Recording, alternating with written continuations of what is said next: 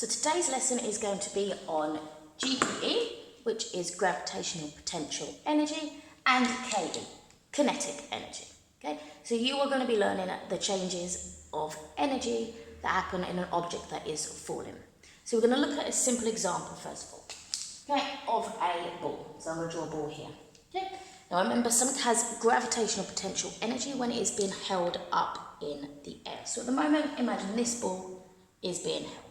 Okay. At the moment, it has lots of gravitational potential energy. The higher up something is held, the more gravitational potential energy it has, or GPE. Okay.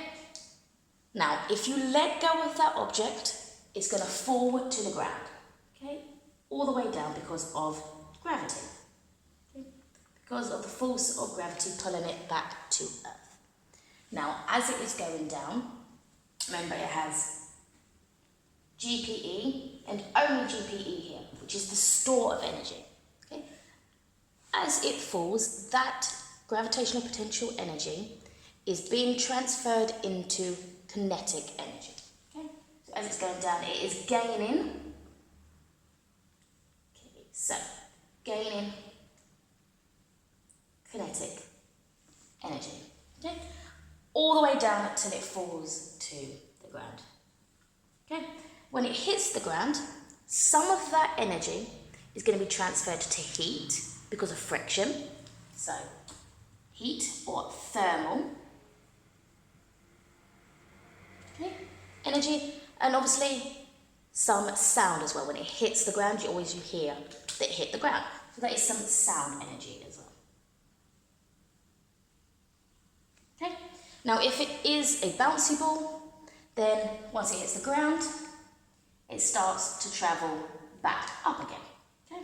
So I'm going to draw another line going back up, but it never reaches as high as the point where you held it, because some of the energy has been lost here. So it can never reach the same point it was before. And over time, this will keep happening again and again until the ball stays on the ground. Okay? Now you can try this at home if you have a ball, a bouncy ball, and you hold it and you just drop it.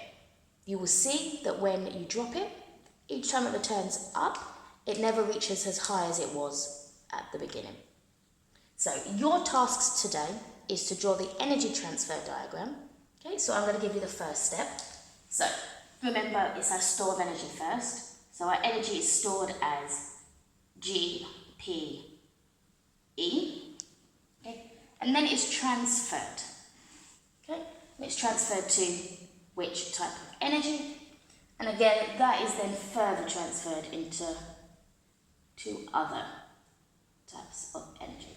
So your energy transfer diagram should look a bit like the one I have drawn on the board, but you need to fill in the gaps. Okay. Also, using what I've told you about the journey of a ball and its gravitational potential energy, you need to describe the energy transfers that happen on a roller coaster. And I have given you an image of the roller coaster that I want you to describe.